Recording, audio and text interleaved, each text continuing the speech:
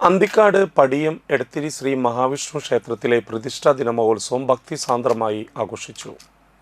വിശേഷാൽ പൂജകൾ, ചീവേലി എഴുന്നള്ളിപ്പ് എന്നിവ നടന്നു. തുടർന്ന് ഉച്ചയ്ക്ക് പ്രസാദോട്ടമുണ്ടായിരുന്നു.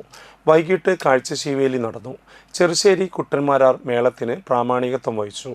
ക്ഷേത്ര ഉപദേശക സമിതി ഭാരവാഹികളായ president Thankamani Purakkott, secretary Ramachandran Vathiyath, treasurer Baburaj, vice president Ravi Nechikkott, joint secretary Satheesh Kizhakkottil, auditor Sreelekha Jayakumar എന്നിവർ നേതൃത്വം നൽകി.